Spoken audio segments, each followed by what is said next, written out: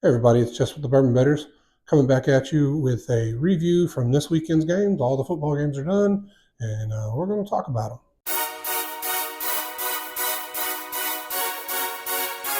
Earphones a little bit.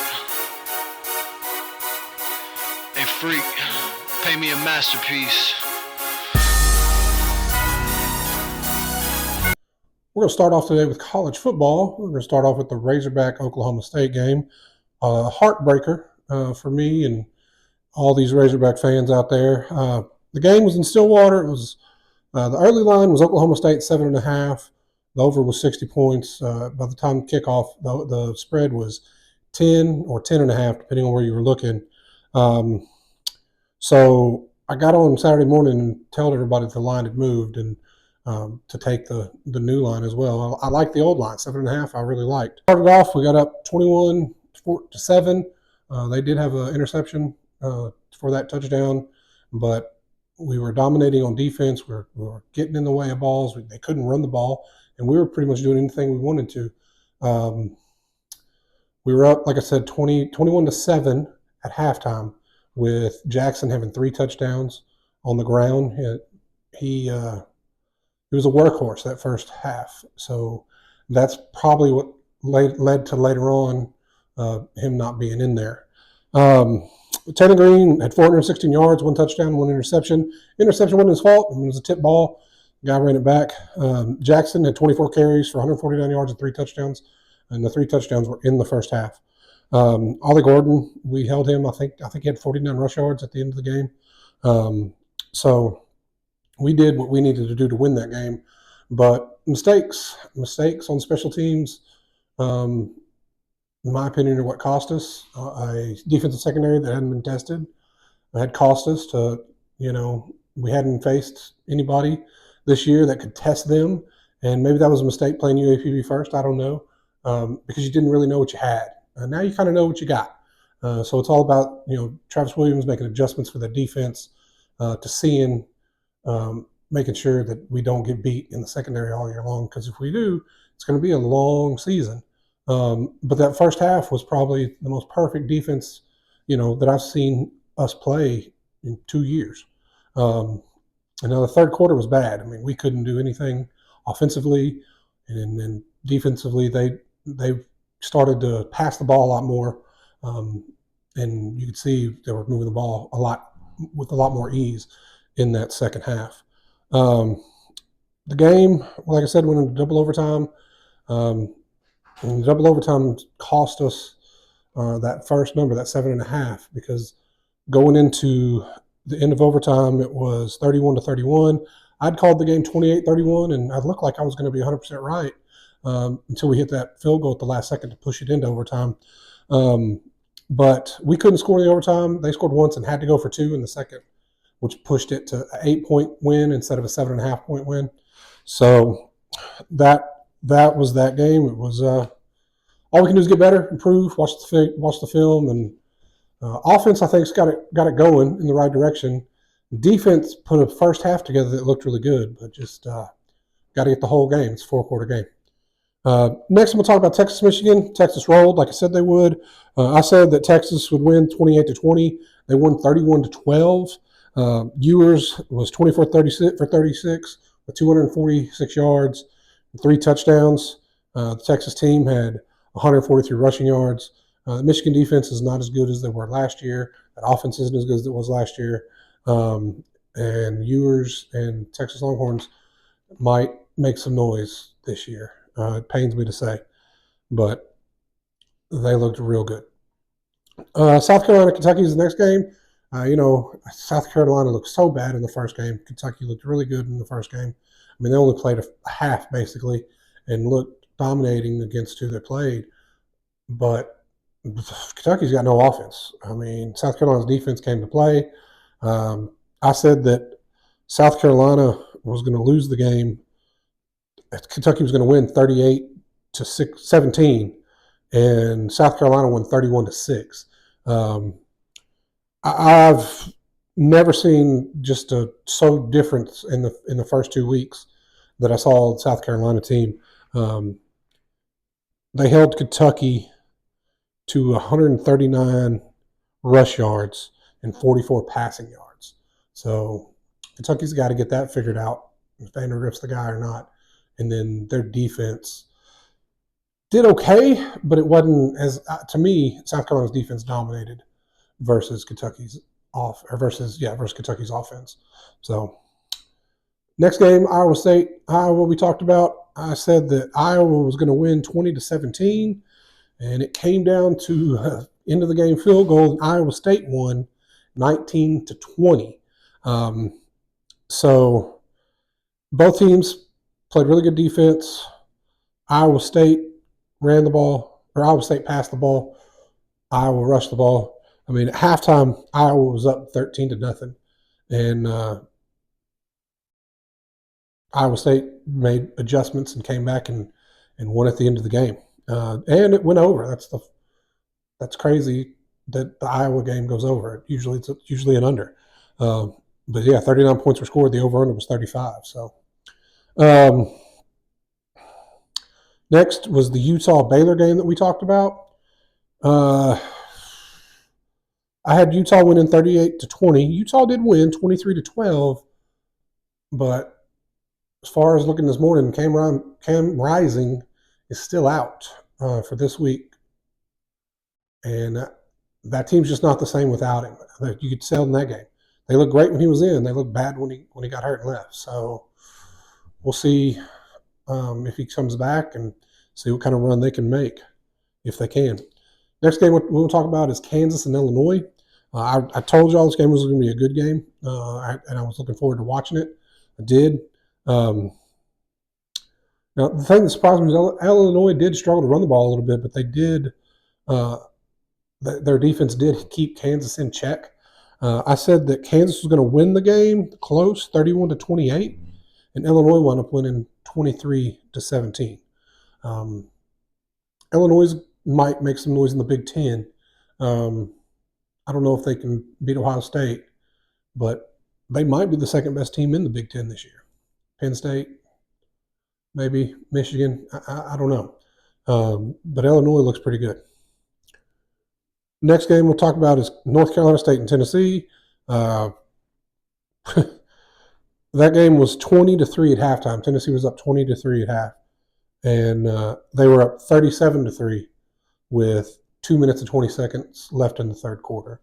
They wound up winning the game 51-10. And the only touchdown they had was that North Carolina State was the interception return. I think this game proves that North Carolina State was overranked in the preseason. The ACC's down altogether. You've got Miami is probably the only really good team. Clemson maybe. But Tennessee rolled like they were supposed to. Dominated the game start to finish. Even though it was just 20-3, they were pretty much in control of that game the first half. So Tennessee looked good. North Carolina State did not. Next thing we talked about was Colorado, Nebraska. Now, I thought Colorado was going to win it. I thought it was going to be a close game. I had Colorado winning 31-28. Nebraska, won that game 28-10, and we're up 28-0 at halftime. Just kind of shut it down. So now both the safety Sanders, Shiloh, broke his arm and is out indefinitely, and Shador left early, so I don't know if that was an injury or not. I really didn't say anything about that. But when it came to the bets that I gave you, the picks I gave you, I had Arkansas at 7.5 originally. It was 8, so we lost there. North Carolina, I had them covering 22. They only won by 18.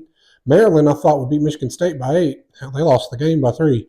Auburn or Alabama, I had them covering 31 with Nick Saban Field being named. I thought they'd come out and show out, especially with the struggle they had against them last year, but they only won by 26. And then Colorado, I said take the plus 7.5. I thought it would be a real close game. It wasn't. They lost by 18. And then Tennessee, I said take the -7, and they won by 41. And then Mississippi State, I said take the 6.5, and they lost by 7. So it was a little rough for the original Saturday picks I gave you. When it went to Friday night, The Duke Northwestern game went in overtime. The overtime pushed us on the over, pushed it over the number, so we lost that bet. Malik Murphy didn't have 209, and Jordan Moore was under 69 receiving. Actually, I think Malik Murphy did go over in overtime. I'd given up at that game at that point. But Duke did win, so if you took the 2.5, you got that. SMU's offense is not there. I don't know where they've been. I don't know what's going on with them. But if you talk about SMU, BYU, what I gave you for Friday night, BYU covered the plus 12.5. The over didn't hit. There was no offense at all by SMU. RJ Maryland, I said would get an anytime touchdown. I think he had one catch for 1 yard. And then Keyshawn Smith, it was going to have over 24.5 yards receiving, and he did. So we got 2 of those 4 right. And then for Saturday, I came on Saturday morning and told you to take Arkansas to 10.5, and they won by 8, or they lost by 8. Taylor Green with an anytime touchdown I missed because it's just rushing and receiving. And then I told you to take the over, which was 61.5. 70 points were scored. And I said Jackson would have anytime touchdown, and he had 3 in the first half. Notre Dame lost to Northern Illinois. That was a shocker. I had Notre Dame on the first half money line and score first and win. They lost the game and lost at halftime, or down at halftime. So, and then the Nebraska-Colorado game, I think Raiola would have got the passing yards if they wouldn't have shut the offense down because they were up 4 touchdowns. And then Nair didn't get a touchdown. But Hunter did go over 84.5 receiving yards for Colorado. And then the last ones that I kind of told you about was Texas to score first and win. They did. Michigan held under 16.5. They were. And then I said Bond for Texas would have a anytime touchdown. And he did not. But if you go with the 8 games that I talked about, I had 4 wins and 4 losses on the predictions. And then if you go on the bets, I had 11 wins and 15 losses to go with what I had last week. But that's all college. We'll come back and talk about NFL.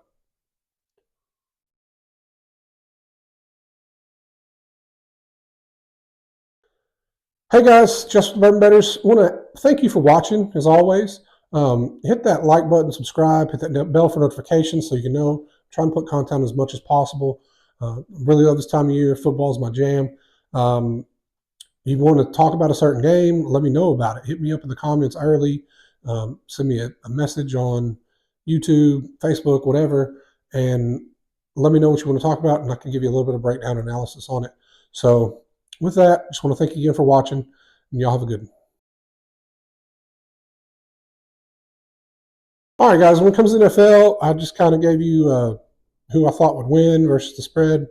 We start off with the Thursday game, which was the Chiefs and Baltimore. I told you to take Baltimore in the 2.5, and if that touchdown counted, they were going to go for 2, and either way on the 2-point conversion, if it had gone over, if they would have scored, or if it would have missed, we would have been right at that number. But of course, the touchdown got called back, so the Chiefs wound up winning by more than 2.5. Next game we had was the Friday night game in Brazil. Philadelphia wound up winning that game 34-29. I told you to take Philadelphia minus the 2. And then when it comes to Sunday, I told you to take Minnesota minus the 1.5 over the Giants. They won 28-6. I told you to take New Orleans minus 4 against Carolina. They won 47-10. I told you to take Pittsburgh plus the 3 over Atlanta, and they won 18-10. I told you to take Cincinnati minus 8 against New England, and then I came back Sunday and said, hey, don't take them because of the injury to T. Higgins. Jamar Chase hadn't been at camp, things like that. But I'm still going to count it because I did throw it out there early in the week. So I did miss that game because I had them minus 8 over New England, and New England won that game 16-10. And then I had Buffalo minus 6.5 over Arizona. Arizona covered with the final score being 34-28 for Buffalo. Arizona looked good, so they might make a little noise this year.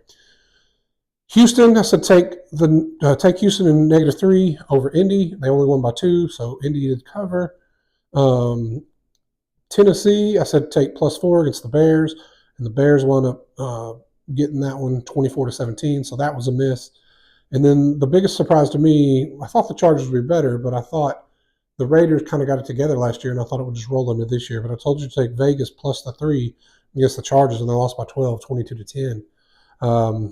Seattle, I said take the 6 over Denver. It was 26-20, so it's technically a push. And then I said take the Bucs over Washington, minus 3.5. The Bucs won 37-20. Baker Mayfield, Cleveland got rid of him for Deshaun Watson. I don't think that's working out very well for him. Dallas, I told you to take plus the 2.5 over Cleveland. Dallas won 33-17. Detroit, I said 3.5 over the Rams. They won 26-20.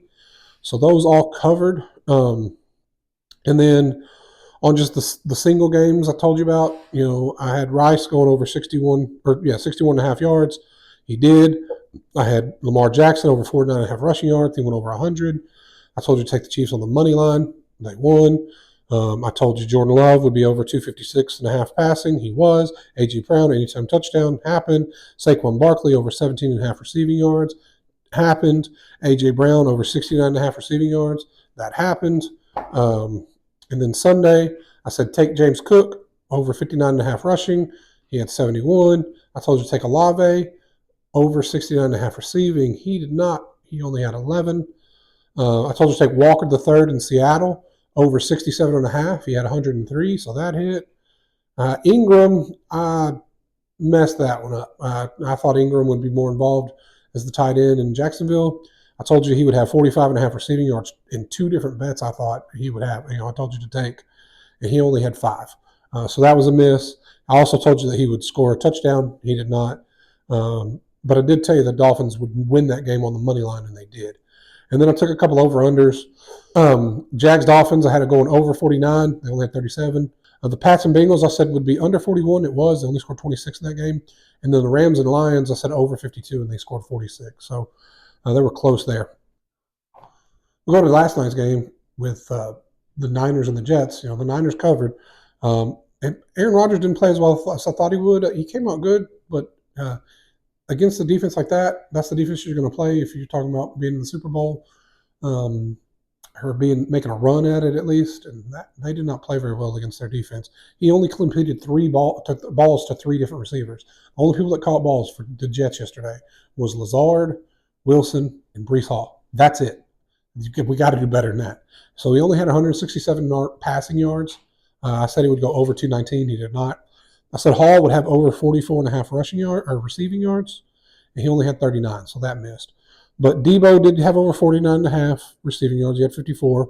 Wilson had 60 receiving yards. I said he'd go over 49.5. And Hall had 54 rushing yards. I said he would have 49.5.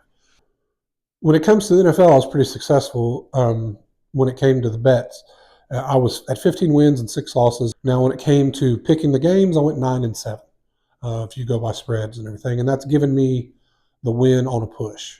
So you could technically say 8-8-1, but we're not going to do ties. A push is going to go to me because it didn't lose any money. Or you wouldn't have lost any money either. So 9-7 on the games. Anyway, want to thank you for watching. Y'all have a good one. I spit fire and I bleed whiskey. Won't you please just let me burn? Cause I'll burn it down. Heard about the passengers, how fast it turned around.